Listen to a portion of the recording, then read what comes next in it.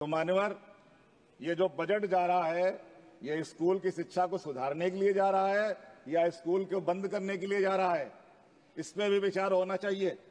क्योंकि जब तक पीडीए के लोग पढ़ाई नहीं करेंगे, पिछड़े दलित अल्पसंख्यक आदि आबादी गांव का किसान गरीब मजदूर का बच्चा पढ़ाई नहीं कर पाएगा, तब तक कैसे भारत विकसित होगा। अगर विकसित भारत बनाना है तो एक देश एक शिक्षा लागू करनी चाहिए। एक प्रकार की शिक्षा, सबके लिए शिक्षा व्यवस्था हो जाए, एक तरह की व्यवस्था हो जाए, तो मैं समझता हूं कि जरूर विकसित भारत बनेगा।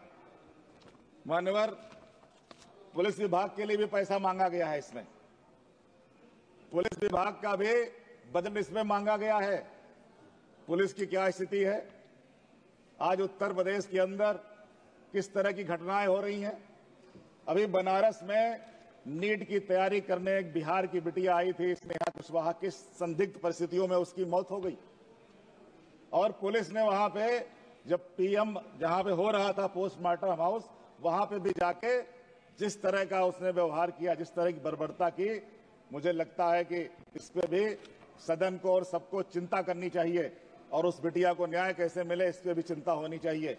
बजट मांग लेने से कुछ नहीं होगा जब तक जमीन पे काम नहीं होंगे, जमीन पे जब तक व्यवस्था नहीं सुधरेगी। इसलिए मान्यवर, मैं आपके माध्यम से कहना चाहूं, अभी विप्लव देव जी बोल रहे थे, चले गए, इन्होंने बड़ा गुणगान किया कि नारी शक्ति वंदन अधिनियम लागू किया गया, पास कराया गया। अरे पास करा के क्या रखने के लिए पास कराया गया है? अगर ये सरकार सदन को बताए कि हम उसको कब से लागू करेंगे, केवल महिलाओं को बरगलाने से काम नहीं चलने वाला। हमारे यहाँ की महिलाएं स्वावलंबी बने, हमारी महिलाएं भी यहाँ सदन में आए, इसके लिए आपने किया है, उसका स्वागत है। लेकिन वो लागू कब होगा? केवल भाषणों में चलता रहेगा क्या? इसलिए उसको लागू करने की व्यवस्था होनी चाहिए। मान्यवर, इसमें मणिपुर का भी बजट शामिल है। मणिपुर, जिसका शाब्दिक अर्थ है आभूषणों की भूमि, यहां प्राकृतिक संसाधनों का प्रचुर भंडार है। यहां की अर्थव्यवस्था कृषि और कृषि आधारित उद्योग पर निर्भर है। मणिपुर में उच्च शिक्षा की भी व्यवस्थाएं थी, लेकिन सब ठप पड़ी हुई हैं। यहां निवेश की अपार संभावनाएं थी, परंतु डबल इंजन सरकार की नीतियों के कारण केवल दंगे हो रहे हैं और हिंसा से त्रस्त घायल मणिपुर समाधान का इंतजार कर रहा है।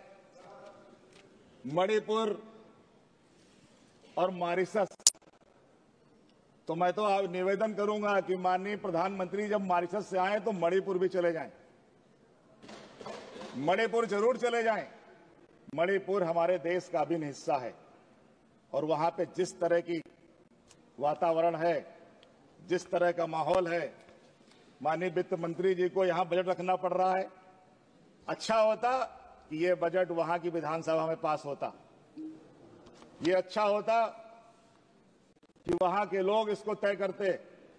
लेकिन ये दुर्भाग्य है कि मणिपुर का बजट यहां लाना पड़ रहा है। और मान्यवर, जो पिछले दिनों वहां की सरकार ने बजट पास किए, एक बार उसकी भी जांच कर लेनी चाहिए। कहीं वो बजट इन दंगों को भड़काने में तो नहीं इस्तेमाल कर लिया गया। और जिस तरह से मणिपुर जल रहा है, हल ढूंढने में ना तो केंद्र की सरकार ने और ना ही राज्य की सरकार ने कभी कोई राजनीतिक इच्छा का इजहार किया। मणिपुर के हालात बेहद खराब रहे हैं।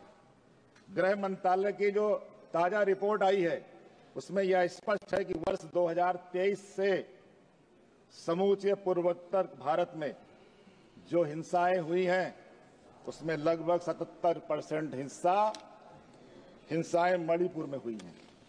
मान्यवर, मणिपुर में हुई हिंसा में सैकड़ों नागरिक और सुरक्षा कर्मियों की जान गई है। महिलाओं पर अत्याचार के जिस तरह के वीडियो आए, वे किसी भी सभ्य समाज में मुंह पे तमाचा है, बहुत बड़ा तमाचा है, ऐसा वीडियो आया। मान्यवर, मणिपुर में मई 2023 से अभी तक बड़े पैमाने पर जाति हिंसा का शिकार बना हुआ है।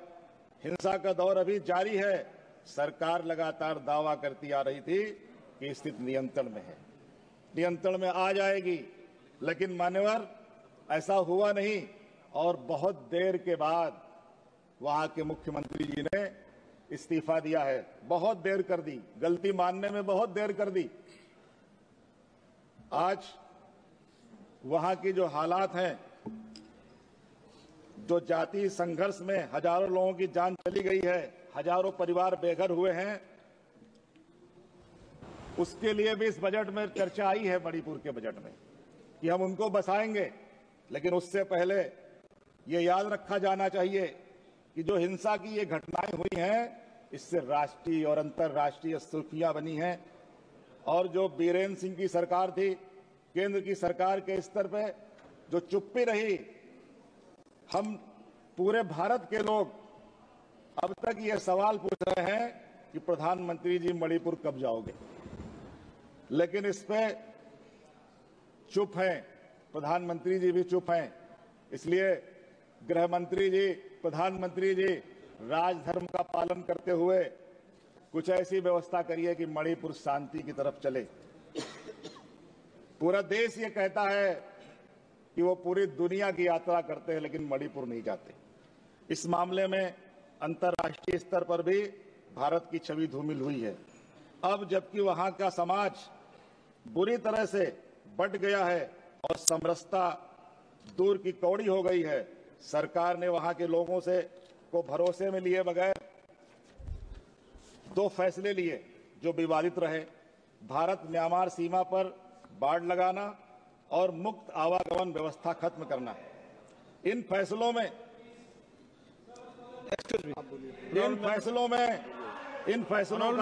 मणिपुर के कई आदिवासी संगठनों ने विरोध भी किया था। मैं बहुत ही विनम्रता के साथ आपको कहना चाहता हूं, एक बहुत संवेदनशील मुद्दे पर यहां चर्चा हो रही है। इससे पहले भी आप ही के चेयर ने कहा कि रूल के हिसाब से चर्चा होनी चाहिए। यहां रूल खंडित किया जा रहा है, हम लोग सुन रहे हैं। एक सेंटेंस जो बोला जा रहा है, हम शायद यहां समझ रहे हैं, नहीं समझ रहे हैं, मगर इसके कारण मणिपुर में स्थिति बिगड़ने की परिस्थिति आ सकती है। एक सेंटेंस का वैल्यू और महत्व है। आप सुनिए इस बात को, इसके संवेदनशीलता को बनाए रखा जाए। इसकी संवेदनशीलता और सेंसिटिविटी को हम सब रेस्पॉन्सिबल है। मणिपुर जितना हमारा है उतना आपका भी है। हम सब पार्लियामेंटेरियंस का ये दायित्व है कि वहां जान माल की हानि हमारे सेंटेंस के कारण ना हो। ठीक है, अरे भाई, ठीक, माननीय सभापति जी, ठीक है, संविदा माननीय सभापति जी, आप कंटिन्यू कीजिए, लेकिन थोड़ा सा विषय को ध्यान में रखिए। डॉक्टर साहब, अगर इतनी चिंता पहले कर ले और वहां चले जाए एक बार, तो वहां व्यवस्था ठीक हो सकती है। अभी भी नहीं जा रहे। मान्यवर, हमारे देश के सर्वोच्च न्यायालय ने वहां की स्थिति पर स्वतः संज्ञान लिया और निगरानी कमेटी बनाई है। मणिपुर कोई इतना बड़ा और जटिल राज्य नहीं है। वहां की स्थितियों से निपटना मुश्किल हो, विवाद भी एक भ्रम की वजह से पैदा हुआ है। अगर सरकार संजीदा होती तो दोनों समुदाय के लोगों को आमने सामने बिठाकर मसले का हल निकाल चुकी होती। ऑनरेबल मेंबर, आप थोड़ा कोई भी कल्याणकारी सरकार इस तरह पैदा हो गई। माननीय सदस्य, गृह युद्ध जैसे। एक मिनट, जो आज विषय है बाजेट, मणिपुर बाजेट, आप विषय के ऊपर, लॉ एंड ऑर्डर के ऊपर जा रहे हैं, विषय के ऊपर आइए। सर, ये जो बजट मिला है, बजट के ऊपर बोलिए। लॉ एंड ऑर्डर इसमें सब्जेक्ट है। ठीक है, आप बोलिए थोड़ा बजट में लॉ एंड ऑर्डर सब्जेक्ट है। ठीक है, माननीय, इसलिए मैं लॉ एंड ऑर्डर पे बोल रहा हूँ। ठीक है, बोलिए। मान्यवर, जो गृह युद्ध की जैसी स्थिति बनी है, उस पे जो हाथ पे हाथ धरे कैसे देख सकती है सरकार। शांति बहाली के लिए सभी पक्षकारों को आम सहमति पर आना जरूरी है।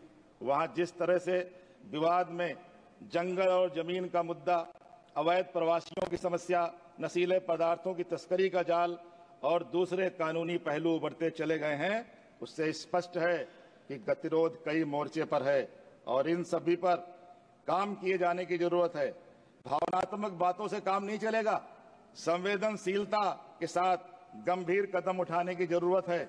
माननीय अध्यक्ष जी, मेरा निवेदन है सरकार से कि सर्वदलीय बैठक बुलाकर सभी का सुझाव एवं सहयोग लेकर मणिपुर में शांति की बहाली करनी चाहिए। अगर सरकार इस पे पहल करे तो मुझे लग रहा पूरा देश, पूरा विपक्ष साथ देने को तैयार है। और डॉक्टर साहब इसकी पहल करें, क्योंकि डॉक्टर साहब को सुनने में यहाँ बुरा लग रहा है, लेकिन सोचिए जरा पूरे देश के लोगों को कितना बुरा लगा जब वो वीडियो आया था। इसलिए मान्यवर, मैं आपके माध्यम से जो अनुपूरक बजट आया है, हमारी जो फाइनेंस मिनिस्टर हैं, मैं उनसे ये भी जानना चाहूंगा, पूरा देश जानना चाह रहा है कि अमेरिका के दबाव में जो टैरिफ कम किया गया, वो टैरिफ कहां कहां कम किया जा रहा है। ये देश जानना चाह रहा है, क्योंकि टैरिफ आजकल चर्चा का विषय बना हुआ है।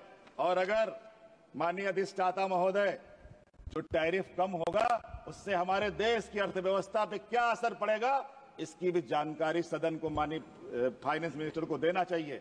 मैं इन्हीं बातों के साथ आपका आभार प्रकट करते हुए, आपको धन्यवाद देते हुए अपनी बात समाप्त करता हूं। बहुत बहुत धन्यवाद।